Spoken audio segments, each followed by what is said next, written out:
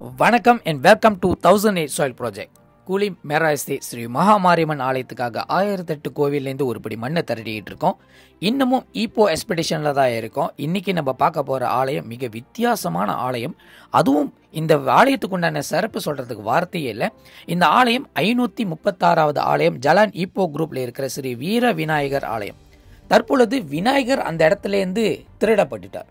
இந்த இடத்துல அந்த ஒரு கருஞ்சலையே கிடையாது. ஆனால் என்ன இருந்தாலும் மூலவராக இருக்கிற இந்த அம்மனும் இந்த நாகம்மனும் அதே நேரத்தில் ஆஞ்சநேயர் சிலைக்கிட்டேருந்து அந்த ஆலயத்துக்குண்டான விசேஷத்தினால அந்த மண் எடுக்கிறதுக்கு வாய்ப்பு கிடைச்சி. இன்னமும் கோயிலுக்காரங்க அந்த வீர விநாயகர் ஆலயம் அப்படின்னு மென்ஷன் பண்ணியிருங்க அப்படின்னு சொல்லியிருந்தாங்க.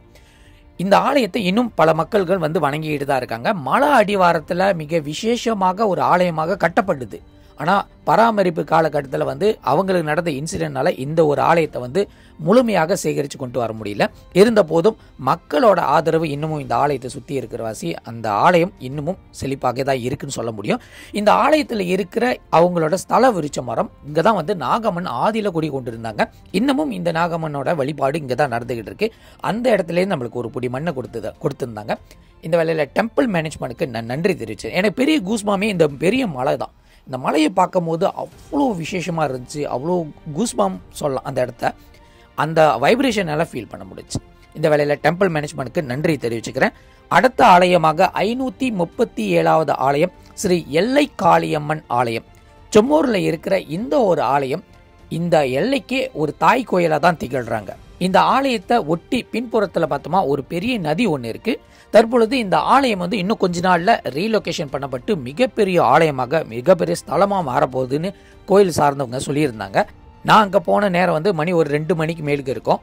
கோயில் ஸ்தலத்தை மூடியிருந்தாங்க. இருந்தாலும் இந்த அம்மனை பார்க்கறதுக்கு ஒரு காலகட்டத்துக்கு திருப்பியும் வருவேன்.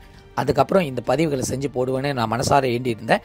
இந்த எல்லையிலேருந்து ஒருபடி மண்ணை கொடுக்கறதுக்கு கோவில்காரங்க முன் வந்திருந்தாங்க. அவங்களுக்கு நன்றி தெரிவிச்சுக்கிறேன். இவ்வளோ விசேஷமான தலங்கள் பார்க்கும் போது அவ்வளோ இன்பத்தோடு இருந்துச்சு. இவங்களுக்கு பூக்குழியும் எடுக்கிறாங்க சொல்லப்பட்டிருக்கு. 538வது ஆலயமாக பண்டார்பரு ஸ்ரீ கிளேபாங் செம்மூரில் இருக்கின்ற தேவி ஸ்ரீ அங்காள பரமேஸ்வரி ஆலயத்திலேருந்து ஒரு பொடி மண் எடுக்க வந்திருந்தேன். கோவில்காரங்களை கான்டாக்ட் பண்ணும்போது கோவில் சார்ந்த ஒரு கமிட்டி மெம்பர்ஸ்லேருந்து ஒருத்தவங்க வந்திருந்தாங்க. இந்த அம்மனை கொஞ்ச நேரம் பார்ப்போம்.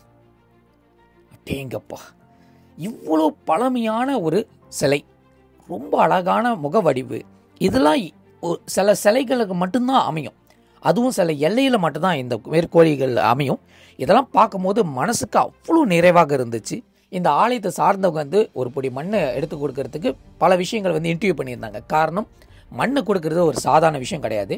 அந்த மண்ணை எடுத்துகிட்டு போகிறவங்க யாராக இருக்குன்னு சொல்லிட்டு மனசார கேட்டு அதுக்கப்புறம் தான் அவங்க கொடுத்துருந்தாங்க. இந்த வேலையில் டெம்பிள் மேனேஜ்மெண்ட்டுக்கு நான் நன்றியை தெரிவிச்சுக்கிறேன்.